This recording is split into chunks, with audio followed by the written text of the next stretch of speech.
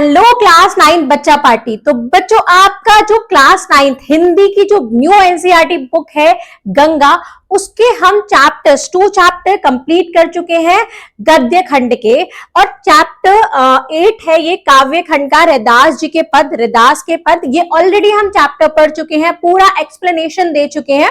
अब बारी है इसकी बुक एक्सरसाइज करने की कि इस चैप्टर में से किस टाइप से आपसे क्वेश्चन पूछे जा सकते हैं, क्योंकि जो मेन चेंजेस आए हैं आपकी बुक में वो क्वेश्चन से रिलेटेड ही आए हैं। क्वेश्चन पूछने का पैटर्न बिल्कुल बदल गया है। तो देखते हैं बुक एक्सरसाइज में किस पैटर्न में क्वेश्चन पूछे गए हैं। रैदास जी के पद संत रविदास, जिनको रैदास के नाम से जाना जाता है, 15वीं शताब्दी के ये क्या है, संत हैं। यहाँ पर पूर्ण सारांश पुस्तक के सभी प्रश्न है, अलंकार विश्लेषण आपको बताऊंगी, जो चैप्टर में सारी चीजें इंक्लूड है, ग्रामर वाली भी, व्याकरण वाली भी, वो भी हम यहाँ पर इंक्लूड करेंगे, भाव अर्थ स्पष्टीकरण करेंगे, और ये सब सभी हम देखो इस क्रम में देखेंगे। कवि परिचय, संत रैदास रविदास, इनका थोड़ा परिचय ले लेते हैं। जब हम बुक एक्सरसाइज करेंगे तो इनसे भी रिलेटेड क्वेश्चन आएंगे। जीवन और रचनाएं क्या क्या है, मोस्ट इंपोर्टेंट चीजें ही हम यहाँ देखने वाले हैं, जो आपके एग्जाम से रिलेटेड, आपके एग्जाम में पूछी जाएंगी। संत रैदास रविदास जी का जन्म काशी वाराणसी में हुआ था। उनका जन्म काल 15वीं शताब्दी सन 1388 से 1518 माना जाता है। वे भक्ति काल के निर्गुण संत कवियों में गिने जाते हैं। अब जहां जहां ये डार्क है, यहाँ पर जो मैंने बोल्ड कर रखा है वो सारे पॉइंट इंपॉर्टेंट है। जैसे इनका जन्म काशी विश्वनाथ में, कब, 15वीं शताब्दी के थे। ये निर्गुण संत कवियों में गिने जाते हैं। उन्हें 12 आडंबरों यानी ऊपरी दिखावट, कर्मकांड, ये जो आडंबर होते हैं का इन्होंने खंडन किया, और मन की शुद्धता और आंतरिक भक्ति को ही सच्चा धर्म माना। अगर हमारा मन शुद्ध है और हमारी आंतरिक जो भक्ति है, अंदर से जो भगवान के लिए भक्ति निकलती है, उसी को ही इन्होंने धर्म माना। उनकी रचनाएं कौन कौन सी है, रैदास बानी में संकलित हैं, और आदि श्री गुरु ग्रंथ साहब जी में भी शामिल हैं। वे आज भी समानता, प्रेम और भाईचारे का संदेश देती हैं। ये जो रचनाएं जहां इनकी संकलित हैं। भाषा की विशेषता क्या है, रैदास जी ने सरल और व्यवहारिक ब्रज भाषा, ये क्वेश्चन आते हैं कि किस भाषा के ये संत थे, किस भाषा के कवि थे, सरल और व्यवहारिक ब्रज भाषा के का प्रयोग किया है, जिसमें इन्होंने अवधी, राजस्थानी, खड़ी बोली और उर्दू, फारसी के शब्दों का सुंदर मिश्रण दिखाया है। ये ब्रज भाषा में है, लेकिन इन्होंने सारे शब्दों का, सारी भाषाओं का क्या दिखाया है, सुंदर मिश्रण, सबको मिक्स करके यहाँ पर बताया गया है। दोनों पद यहाँ पर दिए गए हैं जो हमने चैप्टर में पढ़े थे, रामरट और अनन्य भक्ति। कैसे छूटे रामरट लगी, पूरे चैप्टर को मैं एक्सप्लेन कर चुकी हूं, तो अब एक्सप्लेन नहीं करेंगे, अब बस हम पढ़ के चलते हैं। प्रभु जी तुम चंदन हम पानी, जाकी अंग अंग पास समानी। प्रभु जी तुम घन बन हम मोरा, जैसे चितवन चंद चकोरा। प्रभु जी तुम दीपक हम बाती, जाकी ज्योति बरे दिन राती। प्रभु जी तुम मोती हम धागा, जैसे सोने मिलत सुहागा। प्रभु जी तुम स्वामी हम दासा, ऐसी भक्ति करे रैदासा। इसका भावार्थ है, अब राम का नाम इतनी गहराई से मन में बस गया है कि इससे छूटना संभव ही नहीं है। उन्होंने राम को अपने मन में इतना बसा लिया है, अब वो पीछे नहीं हट सकते। भक्त और आराध्य का संबंध चंदन पानी के जैसा बताया। भक्त और उनके जो भगवान है, उनका जो संबंध है चंदन और पानी जैसा, बादल मोर जैसा, दीपक बाती, मोती धागे जैसा, और एकाकार और अटूट है। अब दूसरा पद देख लेते हैं। सारे इनके मीनिंग मैंने वहां बताए हैं, पूरा एक्सप्लेन किया है, तो उस वीडियो को आप जरूर देखिएगा प्लेलिस्ट में जाकर। जो तुम तोरो राम मैं नहीं तोरो, तुम सो तोरी कवन सो जोरू। तीरथ बरत न करूं अंदेशा, तुम्हारे चरण कमल एक भरोसा। जय जय जाओ तुम्हारी पूजा, तुमसा देव और नहीं दूजा। मैं अपनो मन हरि से जोड़ू, हरि सो जोड़ू सबन सो तोड़ू। सब ही पहर तुम्हारी आशा, मन क्रम वचन कहे रैदासा। इसका भावार्थ देख लेते हैं। ये राम जी से कहते हैं, हे राम, यदि तुम मुझे छोड़ भी दोगे तो मैं तुमको बिल्कुल भी नहीं छोड़ूंगा, क्योंकि तुम्हारे बिना और किससे मैं अपना रिश्ता जोड़ूंगा। अगर आपसे नहीं है तो मेरा किसी से भी रिश्ता नहीं है। तीरथ और व्रत की चिंता नहीं है, बस तुम्हारे चरण कमलों पर ही पूरा भरोसा है। मैं तीर्थ, और जो ये तीर्थ होते हैं और क्या होते हैं, व्रत होते हैं, इन पर विश्वास नहीं करता। तुम्हारे चरणों में ही मेरा सब कुछ है।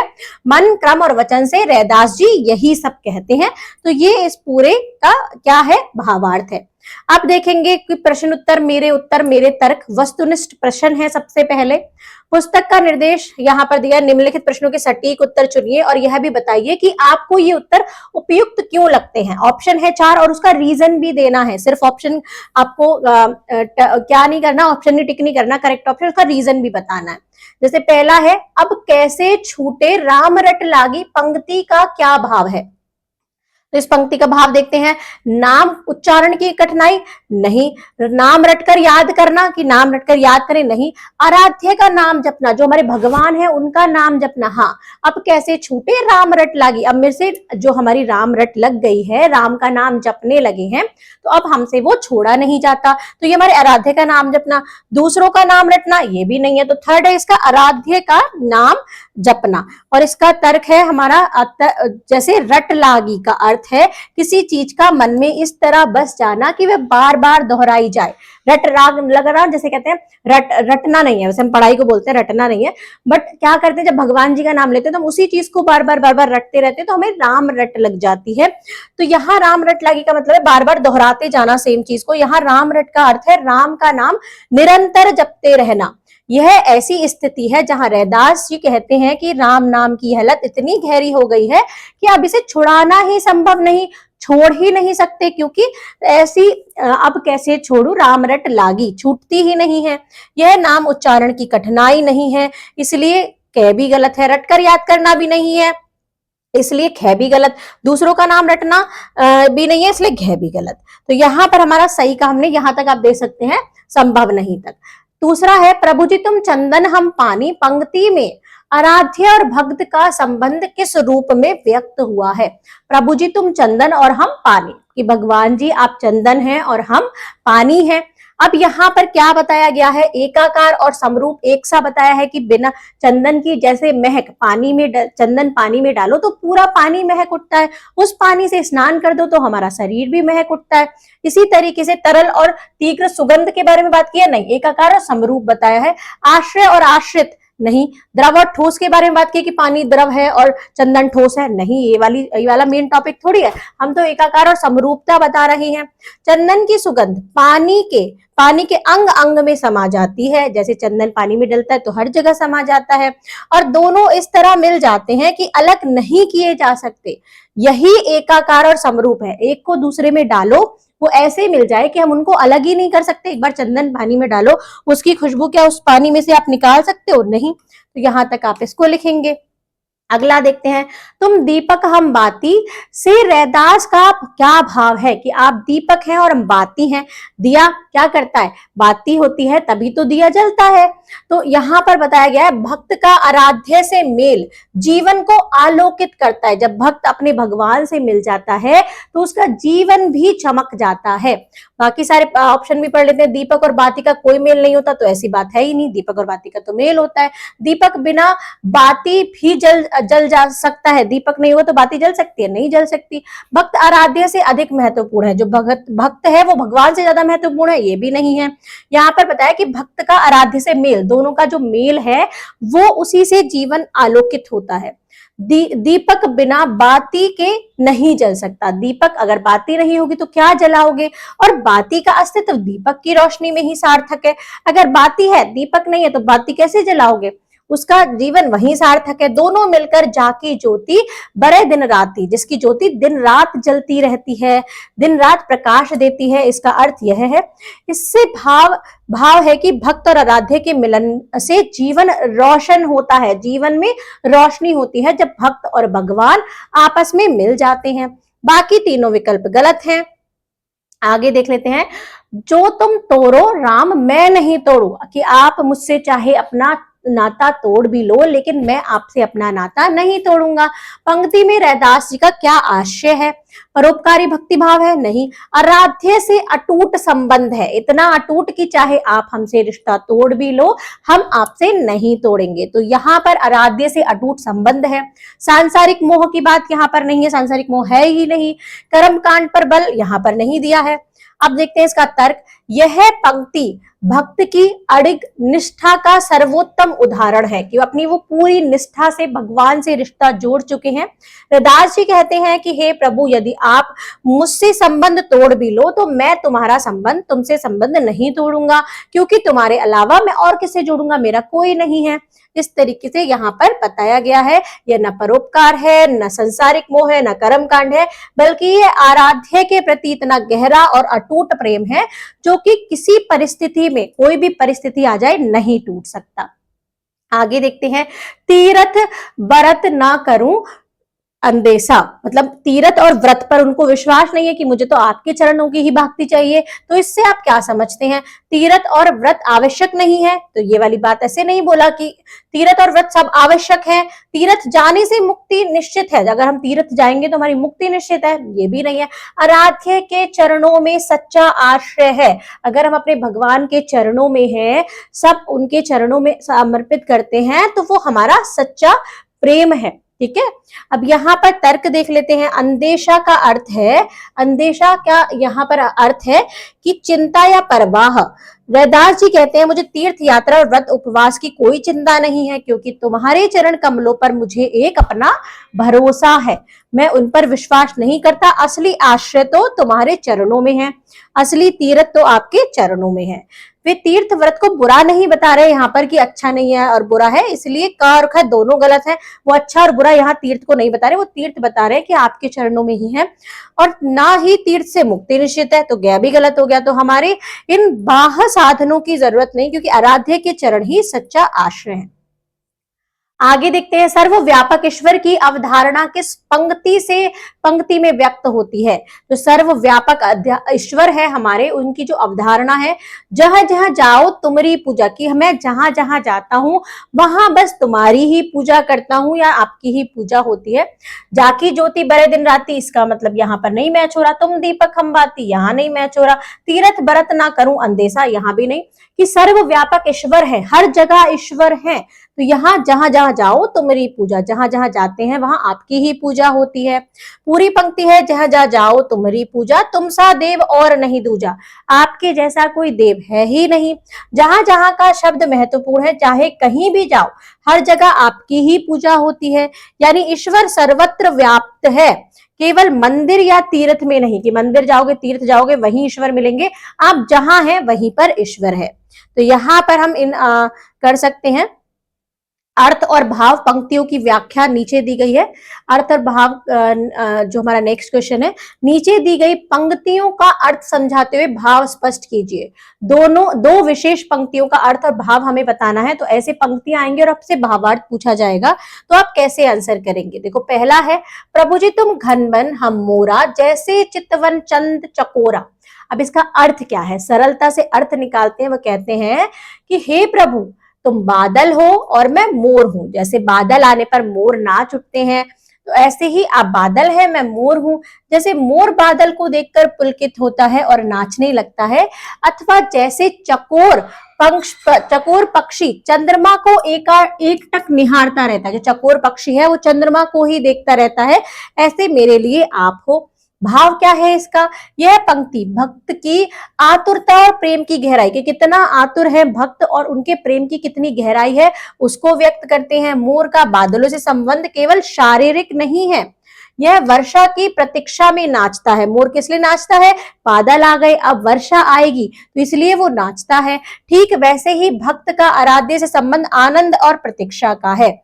अपना जो संबंध है वो आनंद मिलता है भक्त अगर भगवान का नाम लेते हैं और प्रतीक्षा करते हैं। अब चकोर पक्षी को तो रात भर चंद्रमा को देखता रहता है चकोर पक्षी, यह असीम प्रेम और एक निष्ठा का प्रतीक है। रैदास कह रहे हैं कि जैसे ये पक्षी अपने प्रिय चंद्रमा के बिना, जो बादल और चंद्रमा के बिना जी नहीं सकते, वैसे मेरा अस्तित्व आपके बिना अधूरा है। जैसे मोर अपने बादलों के बिना, मतलब उनको देखकर खुश होता है, चंद्रमा को देखकर चकोर पक्षी खुश होता है, तो ऐसे ही मेरा अस्तित्व आपके बिना अधूरा है। इसमें अलंकार बता देते हैं। अनुप्रास अलंकार है, चितवन चंद चकोरा में च की आवर्ती हो रही है, और उपमा अलंकार है, जैसे चितवत चंद चकोरा। क्लियर? यहां देख लेते हैं, उपमा हो रही है यहाँ पर जैसे चितवन चंद चकोरा। आगे देखते हैं, तीरथ बरत ना करूं अंदेशा, तुम्हारे चरण कमल एक भरोसा, कि मैं तीरथ और व्रत नहीं, इनका अंदेशा, इनकी मुझे कोई जरूरत नहीं है, चरण आपके चरण पर ही मुझे पूरा भरोसा है। सरल अर्थ है, मुझे तीर्थ यात्रा और व्रत उपवास की कोई चिंता अंदेशा नहीं है, क्योंकि केवल तुम्हारे चरण समान कमलों पर ही मेरा पूरा भरोसा है, आपके चरण कमलों पर ही मैं पूरा भरोसा करता हूं। इसका भाव है, यह पंक्ति रैदास की भक्ति दर्शन का सार है। 15वीं शताब्दी में जब ब्रह्म धर्म कर्म जैसे तीर्थ यात्रा और व्रत को मुक्ति का एक मात्र मार्ग माना जाता था, जब उनका समय था 15वीं शताब्दी, तो उस टाइम पर लोग व्रत को और अपनी तीर्थ यात्रा को ही मानते थे कि मुक्ति हो जाएगी, वो इस टाइम पर ऐसा कहते थे। रैदास ने साहस के साथ कहा कि इन सबसे अधिक महत्वपूर्ण है आराध्य भगवान के चरणों में हमारा विश्वास। आगे देखते हैं, चरण कमल में कौन सा रूपक अलंकार है। क्यों है रूपक अलंकार? चरणों को कमल की तरह पवित्र और सुंदर बताया गया है। चरण की क्या करी गई है? कमल से क्या करी गई है? समानता के बारे में बताया है, सुंदर और पवित्र बताया है। यह पंक्ति निर्गुण भक्ति की आत्मा है। ईश्वर किसी स्थान या कर्म कांड में नहीं, बल्कि हृदय की श्रद्धा में वास करते हैं। भगवान कहीं जगह पर नहीं होते, सबके हृदय में वास करते हैं। अलंकार रूपक है चरण कमल, चरणों में कमल का आरोप। आगे देखते हैं, अब मेरी समझ मेरे विचार के कुछ प्रश्न हैं। विचार प्रश्न है यहाँ पर, नीचे दिए गए प्रश्नों पर कक्षा में चर्चा कीजिए और उनके उत्तर लिखिए। विचार प्रश्नों के उत्तर देखते हैं। जो तुम तोरो राम मैं नहीं तोरूं, पंक्ति में रैदास की अपने आराध्य में अटूट निष्ठा का भाव है। इससे आप क्या समझते हैं? विस्तार में लिखिए। तो यहाँ पर हमें लिखना है, अपने शब्दों में लिखना है। यहाँ मैं आपको बताऊंगी कि आप किस तरीके से लिख सकते हैं, क्या लिखने का सही तरीका है वो मैं आपको बताऊंगी, आप अपने शब्दों में लिखेंगे। यह पंक्ति रैदास की भक्ति की सबसे गहरी अभिव्यक्ति है, सबसे गहराई बताई है यहाँ पर। इसमें भक्त एक असाधारण बात कह रहा है, ऐसी बात जो साधारण नहीं है। क्या?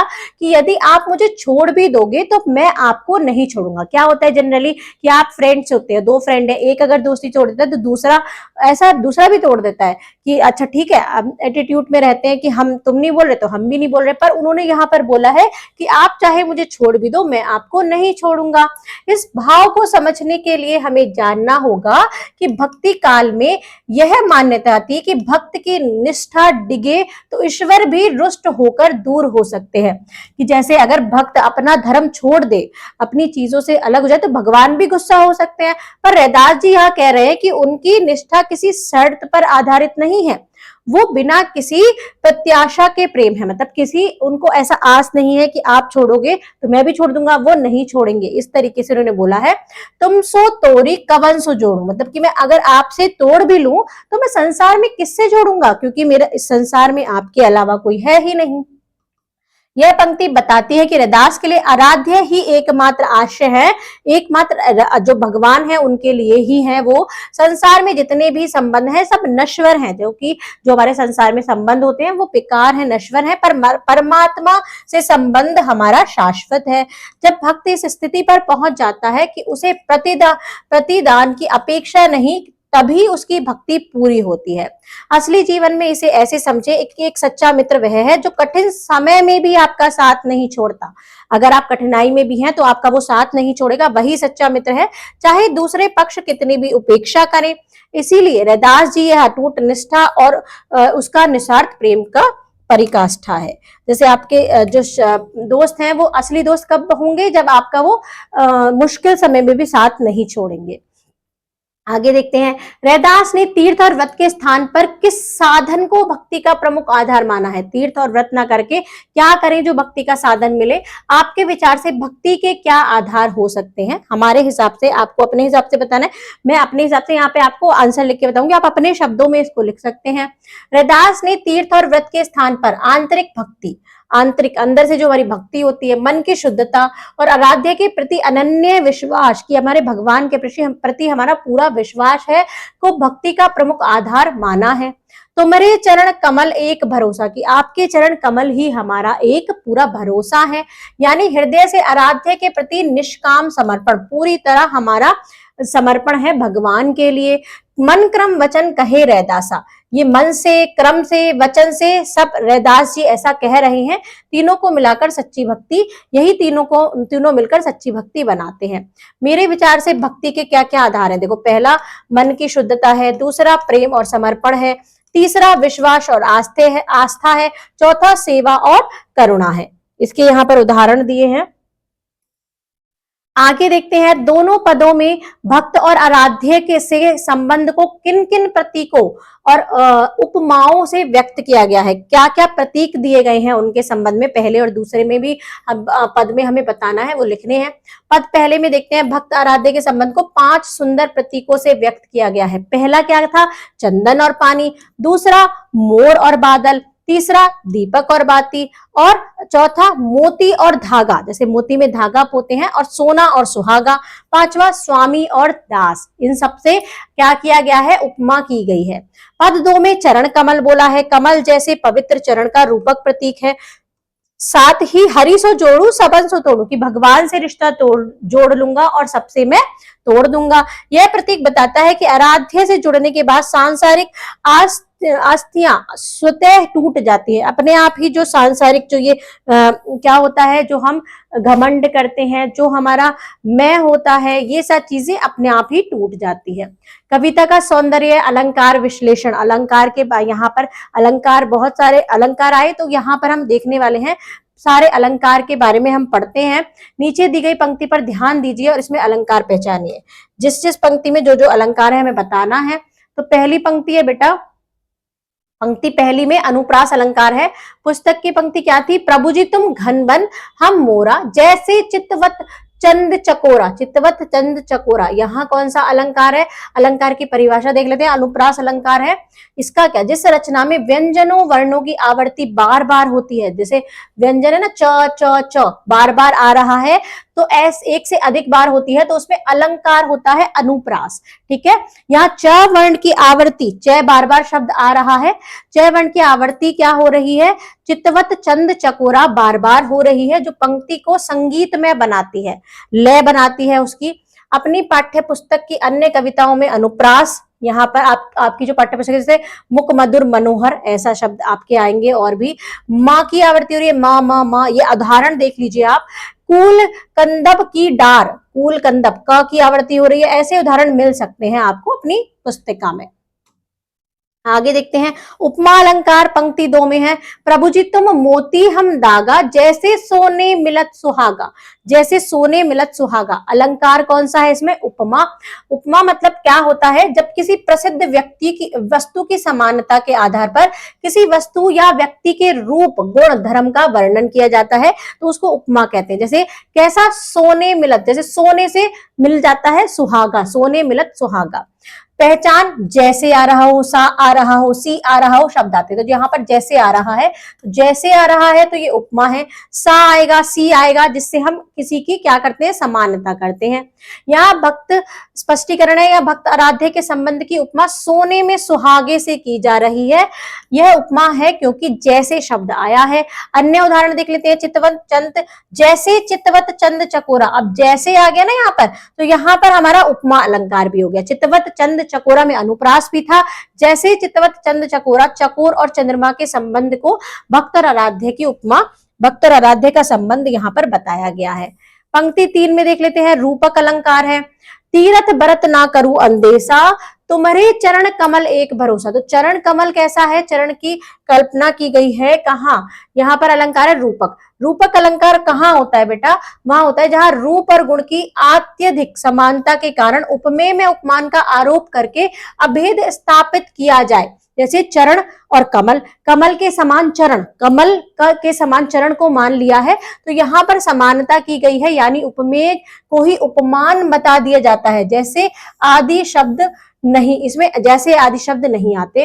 अब जैसे यहाँ चरण की चरण उपमेय है और सीधे कमल उपमान है, चरण को सीधे कमल कह दिया है। यह तुलना नहीं बल्कि अभेद स्थापना है। तुलना नहीं की है, बिल्कुल बता दिया गया है कि चरण कमल है।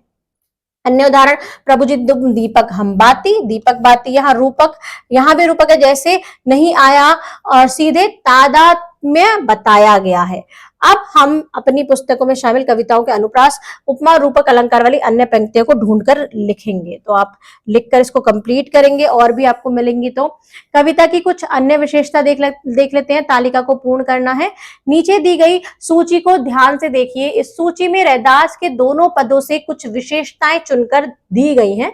पदों में से चुनकर इन विशेषताओं को दर्शाती हुई पंक्तियां लिखिए। उदाहरण के लिए पहली विशेषता के सामने पंक्ति दी गई है। जैसे विशेषता और उदाहरण देख लेते हैं। अनन्य भक्ति भाव, पुस्तक में उदाहरण यही वाला है। जो तुम तोड़ो राम मैं नहीं तोड़ू, बिल्कुल अनन्य भाव है। यहाँ पर आप हमसे रिश्ता तोड़ भी लेंगे, मैं नहीं तोड़ूंगा। तुम सो तोड़ू कवन सो जोड़ू, कि आपसे तोड़ दूंगा तो किससे जोड़ूंगा। सरल और लोकधर्मी भाषा कहाँ पर है। प्रभु जी तुम दीपक हम बाती, जाकी ज्योति बरे दिन राती, एकदम सरल भाषा है और लोकधर्मी भाषा है। रोजमर्रा की वस्तु है, जैसे दीपक है, बाती है, ऐसे सरल से उदाहरण दिए हैं। उपमा और तुलना में देख लेते हैं हम। प्रभु जी तुम मोती हम धागा, उपमा की गई है, तुलना की गई है। जैसे सोने मिलत सुहागा, जैसे चितवन चंद चकोरा, ऐसे उपमा की गई है। लयात्मकता और गेयता, ध्वन्यत्मकता, अब कैसे छूटे राम रट लागी, जाकी जोरी ज्योति बरे दिन राती, ये दो हैं। प्रत्येक पंक्ति में अंत, तुक और लय है। जैसे लागी और राती ऐसे करके इसे गाने योग्य बनाती हैं, मतलब एक गाने जैसा, पोयम के जैसा बनाती हैं। दृढ़ निष्ठा और आस्था किसमें दिखाई गई है। तीरथ बरत ना करूं अंदेशा, तुम्हारे चरण कमल एक भरोसा, आपके चरण कमल ही मेरे लिए एक भरोसा है। सभी पहर तुम्हारी आशा, सारी पहर आपकी ही आशा है। मन क्रम वचन करे कहे रैदासा, मन से वचन से क्रम से रैदास जी कहते हैं। अब शब्दों की बात कर लेते हैं। व्याकरण के से जो भी आपके व्याकरण का पार्ट दिया गया है और भी देखते हैं। दो व्याकरण अभ्यास है यहाँ पर। शब्द ज्ञान अभ्यास है। पठित पदों में से संज्ञा और सर्वनाम के 3-3 उदाहरण ढूंढ के लिखने हैं। संज्ञा वे शब्द होते हैं जो किसी व्यक्ति, वस्तु और स्थान का नाम हो। जैसे राम है, ये व्यक्तिवाचक संज्ञा है कि यहाँ पर ईश्वर का नाम है। चंदन है, चंदन जातिवाचक संज्ञा है, एक प्रसिद्ध वृक्ष है और उसका लेप है, चंदन का लेप। दीपक जातिवाचक संज्ञा है, दीपक। मोती भी जातिवाचक संज्ञा है, राम सिर्फ यहाँ पर व्यक्तिवाचक आया। तीर्थ जातिवाचक संज्ञा है। पुण्य क्षेत्र, एक तीर्थ का क्षेत्र एक ही नहीं हो सकता, बहुत सारे होंगे। चकोर जातिवाचक संज्ञा है, एक पक्षी है, पक्षी चकोर का नाम है। अब यहाँ पर देख लेते हैं सर्वनाम, वे शब्द जो संज्ञा के बदले संज्ञा की जगह पर प्रयुक्त होते हैं, संज्ञा के स्थान पर। जैसे तुम प्रभु के लिए बोला गया है, मध्यम पुरुष सर्वनाम है ये। हम बोला गया है भक्त के लिए, उत्तम पुरुष सर्वनाम है। मैं बोला गया है, मैं ना ही तोड़ू, मैं, ये उत्तम पुरुष है। जाकी, जाकी अंग अंग बात समानी, जिसकी, तो यहाँ पर भी यहाँ सर्वनाम है। किसकी, जैसे कि संबंध बताया गया है कि जिसकी अंग अंग बात समानी, चंदन के बारे में बात की गई है। कवन, कवन मतलब किसी से, कवन सो जोड़ू, तो यहाँ पर प्रश्नवाचक है, किससे जोड़ू, तो प्रश्नवाचक यहाँ पर सर्वनाम है। आगे देख लेते हैं। रैदास के इन दोनों पदों में बहुत से ऐसे शब्द प्रयुक्त हुए हैं जिनके स्थान पर अन्य शब्दों का प्रयोग होता है। नीचे दिए गए सूची में दिए गए शब्दों को देखिए। आप या आपके आसपास के लोग इन शब्दों के लिए अन्य शब्दों का प्रयोग करते हैं, तो आपको लिखना है। जैसे दिए गए शब्द हैं मोरा, चकोरा, बाती, राती, सोने, तीरथ, बरत। जैसे मोरा को मोर या मयूर भी बोलते हैं, आजकल मोर बोलते हैं। चकोरा, चकोर, जैसे चकोर पक्षी है, यह नाम प्रचलित है, एक तीतर जाति का पक्षी है ये। बाती, जैसे हम बत्ती बोलते हैं, बाती बोलते हैं, दोनों शब्द अभी भी चलते हैं। राती, रात बोलते हैं या रात्रि। सोने, सोना या स्वर्ण बोलते हैं सोने को। तीरथ, तीर्थ स्थल जो होते हैं, जैसे काशी है, प्रयाग है, मथुरा है। बरत, बरत मतलब व्रत या उपवास, जैसे कि आपकी मम्मी आप सब भी करते होंगे नवरात्रि के व्रत और ये सब, तो ये होते हैं व्रत या उपवास। आगे देखते हैं, विषयों से संवाद देख लेते हैं। समाज, इतिहास और विज्ञान के बारे में जानते हैं। विषय आधारित प्रश्नों के कुछ उत्तर हैं, वो लिख लेते हैं। तत्कालीन सामाजिक सांसारिक परिस्थितियों के आधार पर बताइए कि रैदास और कबीर ने निराकार आराध्य की भक्ति पर क्यों बल दिया। ये इन्होंने भक्ति में क्यों लिखा, संकेत दिया है। आप अपने सामाजिक विज्ञान के शिक्षक की सहायता भी ले सकते हैं, जो आपके सामाजिक विज्ञान के शिक्षक हैं उनसे भी आप सहायता ले सकते हैं। तो इसका आंसर हम देखते हैं। कैसे लिखेंगे? 15वीं-16वीं शताब्दी में भारत के समाज में गहरी समस्याओं से जूझ रहा था। जाति व्यवस्था इतनी कठोर थी कि दलित और निम्न जाति के लोगों को मंदिरों में ही प्रवेश नहीं दिया जाता था उस टाइम पर। बाह्य धर्म जैसे मूर्ति पूजा थी, तीर्थ यात्रा थी, यज्ञ हवन थे, केवल ऊंची जातियों तक ही सीमित थे, ऊंची जाति के लोग करते थे और इन्हें मुक्ति का एकमात्र मार्ग बताया जाता था कि अगर आप इन सबको करोगे, व्रत तीर्थ करोगे तो आपको मुक्ति मिलेगी। धर्म के नाम पर आडंबर था और पाखंड इतना बढ़ गया था कि आम जनता भटक रही थी, क्योंकि जो बड़े लोग थे वही ये सब कर पाते, तो आम जनता भटक रही थी इधर उधर कि हम क्या करें, ऐसे मुक्ति मिलेगी तो हमें कैसे मिलेगी। ऐसी परिस्थितियों में रैदास और कबीर जी ऐसे संत कवियों में निराकार ईश्वर की भक्ति पर बल देकर एक क्रांतिकारी संदेश दिया। मतलब उन्होंने संदेश दिया कि हम सिर्फ अपने भगवान की ही पूजा करें, इसमें व्रत तीर्थ की कोई जरूरत नहीं है, ईश्वर किसी मूर्ति या तीर्थ में नहीं है, बल्कि हमारे सबके हृदय में, दिल में वास करते हैं। इनको आप अपने शब्दों में लिखोगे, जैसे आपके शब्द आते हैं, जैसे कि प्रत्येक हृदय में वास करते हैं, मतलब हमारे सबके दिलों में वास करते हैं या हृदय में वास करते हैं। निराकार ईश्वर की पूजा में न मंदिर की जरूरत है, न पुजारी की, न जाति की, इसलिए यह पूजा सबके लिए सुलभ है। इस तरह उन्होंने सामाजिक समानताओं का संदेश धर्म के माध्यम से दिया। यह भी ध्यान देने योग्य है कि इस काल में इस्लाम के प्रभाव से एकेश्वरवाद, एक ईश्वर की विचारधारा का भी प्रभाव है कि जो ईश्वर है वो एक है। सूफी संतों की प्रेम भक्ति और हिंदू भक्ति दो आंदोलन के बीच एक सुंदर समन्वय इस काल में ही दिखता है कि ईश्वर एक है। अगला देखते हैं, सोने मिलत सुहागा। सुहागा का रासायनिक नाम और उसकी विशेषता बताओ, तो विज्ञान से भी आ गया, वहां सोशल साइंस से आ गया या साइंस से आ गया। सुहागा एक प्राकृतिक खनिज है, इसका रासायनिक नाम क्या है बच्चों? Sodium tetraborate. सोडियम टेट्राबोरेट है, इसका रासायनिक सूत्र है Na2B4O7 10H2O। यह सफेद क्रिस्टलीय पाउडर के रूप में मिलता है। यह सोने को पिघलाया, जब सोने को पिघलाया जाता है तो उसमें अशुद्धियां होती हैं, जब सोने को पिघलाते हैं तो उसमें कुछ अशुद्धियां निकली हैं। सुहागा बोरेक्स डालने से भी अशुद्धियां रासायनिक क्रिया से अलग हो जाती हैं। जब उसमें सुहागा डालते हैं तो जो अशुद्धियां हैं वो अलग हो जाती हैं। जैसे कि मैंने आपको साइंस में भी पढ़ाया था कि क्या करते हैं, फिटकरी डालते हैं तो पानी का जो गंदगी होती है वो फिटकरी आपस में नीचे को बिठा देती है और आपस में बना लेती है, तो उसकी जो अशुद्धियां वो निकाल देती है। ऐसे ही सुहागा सोने से अशुद्धियां अलग कर देता है और सोना शुद्ध और चमकदार हो जाता है। इसलिए रैदास ने इसे भक्त आराध्य के संबंध का प्रतीक बताया है। जैसे सुहागा सोने को शुद्ध करता है, वैसे ही हमारे भगवान हम भक्त को शुद्ध करते हैं। आधुनिक उपयोग है, बोरेक्स का प्रयोग सफाई उत्पादों, कांच निर्माण में, कीटनाशकों और मिट्टी के बर्तन बनाने में भी किया जाता है। अब सर्जन में देख लेते हैं, सर्जन में हमें क्या दिया है? रचनात्मक लेखन है, सर्जनात्मक प्रश्नों के कुछ उत्तर हैं यहाँ पर। कक्षा में समूह बनाकर इन दोनों पदों को गाकर पाठ करके प्रस्तुत करना है। अपनी कक्षा में ग्रुप बनाइए और इनको पाठ करके गाइए और प्रस्तुत कीजिए। यह एक कक्षा गतिविधि है, तो इसमें आप क्या करेंगे? धीमी भजन की तरह गाएंगे, तुक में गाएंगे, जैसे पानी समानी मोर चकोरा, इन सबको ऐसे आराम से गा सकते हैं। YouTube के लिंक भी दिए गए हैं, तो उन्हें सुनकर भी आप अभ्यास कर सकते हैं, आपकी बुक में दिए गए हैं, वहां से आप देख सकते हैं। पद में आई गई उपमाओं के आधार पर भक्त और आराध्य आपस में बात कर रहे हैं। इस दृश्य को आधार बनाकर संवाद लेखन कीजिए। तो यहाँ पर देखो, भक्त है, प्रभु मैं जब से आपसे मिला हूं तब से राम नाम की ऐसी धुन लग गई है कि अब इसे छुड़ाना मेरे लिए संभव नहीं है। आराध्य जी कहते हैं भक्त कि तू मेरा पानी है, जैसे पानी चंदन की सुगंध से भर जाता है, मैं भी तेरे नाम से सुगंधित हो जाता हूँ। भगवान जी भी कहते हैं कि अगर आपका नाम, आप मेरा नाम लेते तो मैं भी सुगंधित हो जाता हूँ। भक्त कहते हैं हाँ प्रभु, ये बात करी गई है, भक्त और आराध्य के बीच में बात कर रहे हैं, ऐसा एक दृश्य आपको क्रिएट करना है, आप कुछ और भी बना सकते हैं। भक्त कहते हैं हाँ प्रभु, जैसे बाती दीपक के बिना निरर्थक है, बाती दीपक के बिना नहीं जल सकती, वैसे ही मेरा जीवन आपके बिना अधूरा है, आपकी ज्योति में ही मेरा जीवन रोशन है। तो बड़ा भगवान कहते हैं, और जैसे धागा मोतियों को पिरोकर माला बनाता है, तो भी मेरी भक्ति को जोड़े रखता है। धागा क्या करता है? मोतियों को पिरोकर एक माला बन जाती है, तो भक्ति को जोड़े रखना वो काम होता है भक्त का। भक्त कहते हैं प्रभु चाहे आप मुझसे छोड़ भी दो तो मैं आपको कभी नहीं छोड़ूंगा, आपके चरण कमलों पर मेरा पूरा भरोसा है, मन से, क्रम से और वचन से। तो ऐसे भक्त और आराध्य की बात, आप संवाद कोई भी लिख सकते हैं। अगला देखते हैं, जो तुम तोड़ो राम मैं नहीं तोड़ू, पंक्ति के आधार बनाकर अटूट मित्रता का पर एक लघु कथा तैयार करनी है। छोटा सा एक शीर्षक दिया गया है। तो लघु कथा यहाँ पर इस पर दी है, आपसे किसी और पे भी दी जा सकती है एग्जाम में। तो आप शीर्षक है अटूट धागा, तो एक शीर्षक बना लिया हमने अटूट धागा, जो तुम तोड़ो राम मैं नहीं तोड़ू। तो एक ऐसा हमारा अटूट धागा है कि आप चाहे तोड़ भी दो मैं नहीं तोड़ूंगा। इस पर हम क्या करेंगे, एक लघु कथा बनाएंगे, किसी भी अब अपने नाम से बना लीजिएगा। रमेश और सुरेश बचपन से घनिष्ठ मित्र थे।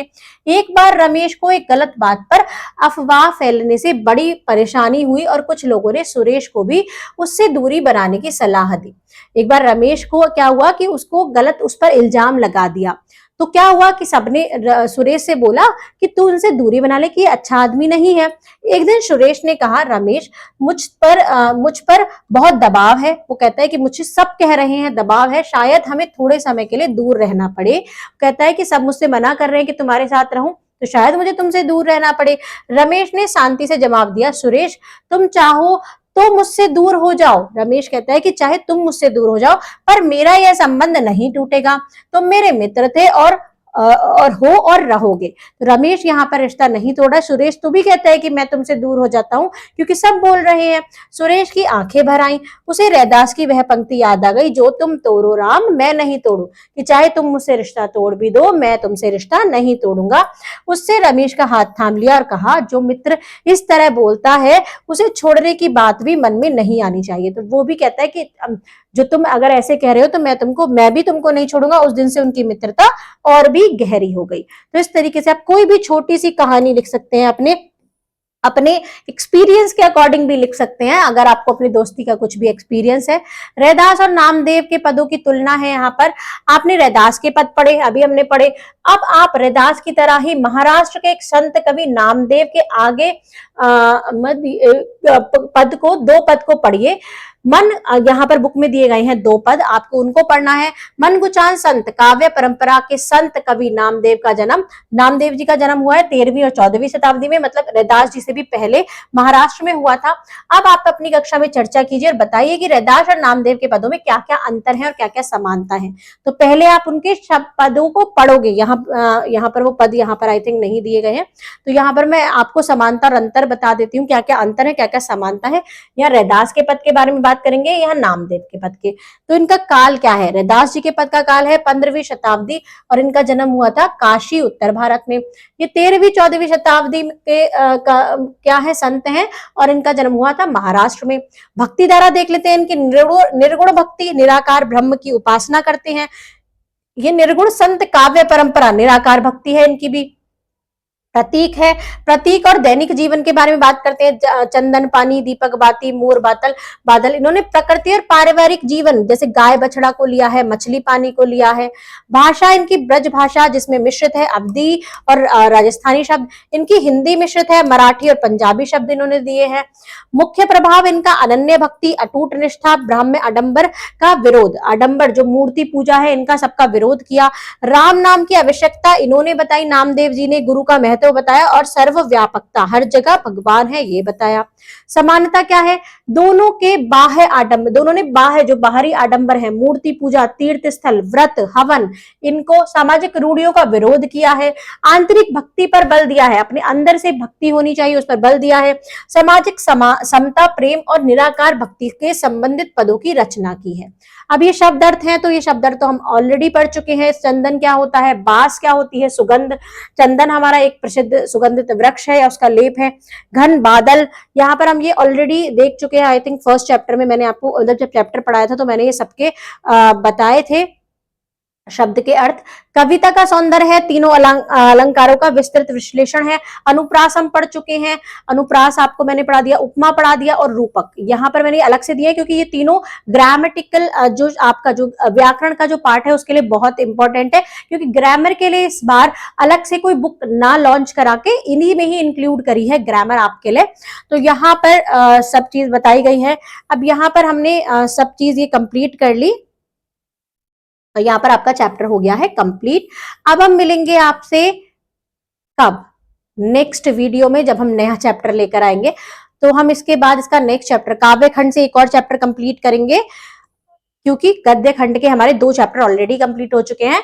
2 बैलों की कथा और क्या लिखूं, यहाँ पर हम काव्यखंड का रैदास के पद कर चुके हैं। इसका नेक्स्ट चैप्टर हम चैप्टर नंबर 9 लेकर आएंगे आपके लिए नेक्स्ट वीडियोस में। अगर वीडियो पसंद आई है तो जल्दी से लाइक कर देना, कमेंट कर देना, जो जो पॉइंट आपके अगर मिस हो गए हैं, जो जो आपको पूछना है वो आप पूछ सकते हैं। शेयर कर देना इसको अपने दोस्तों के साथ। और इस वीडियो के बाहर से आपके इस चैप्टर में से तो बिल्कुल कुछ भी नहीं आने वाला, सारा इसी वीडियो में मैंने कंप्लीट कर दिया है। अब जल्दी से मिस्ट्री क्लासरूम को सब्सक्राइब कर देना, बेल आइकन प्रेस कर देना, ताकि आगे की वीडियो आपको ऐसे ही मिल जाए।